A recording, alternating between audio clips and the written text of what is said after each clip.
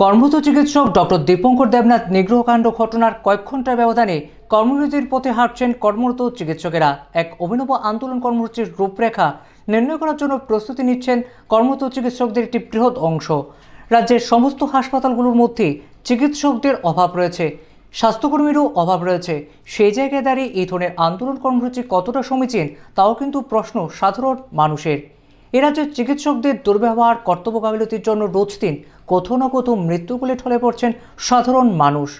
সে সমস্ত ঘটনাগুলোর তদন্ত এখনও হিমঘরে। সেই প্রেক্ষাপটে দাঁড়িয়ে এই আন্দোলন কর্মসূচি সাধারণ মানুষকে ভোগান্তির দিকে ঠেলে দিচ্ছে না তো? সেই প্রশ্ন কিন্তু সাধারণ মানুষের মধ্যে উকিঝুঁকি দিতে শুরু করেছে। তবে প্রত্যেক স্তরের মানুষ চাইছে ঘটনার সুষ্ঠু তদন্ত করে অভিযুক্তদের চিহ্নিত করে কঠোর শাস্তি প্রদান করা হোক।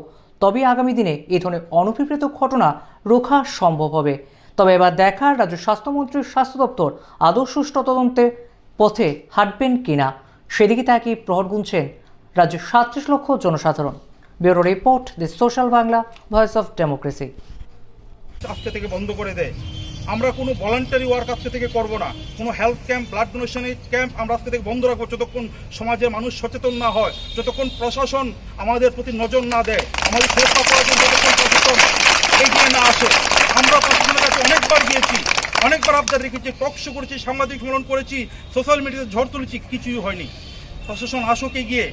যারা সমাজের নেতৃস্থানীয় রয়েছে, সেই বিরোধী দলের হোক, প্রশাসক দলের হোক, নেতা মন্ত্রী, তারা জনসভায় অনেক মানুষকে পথ দেখায়, দিশা দেখায়। আমরা চাই ওনারা বলুক মানুষকে যে ডাক্তারকে মারলে সমাজের কি ক্ষতি।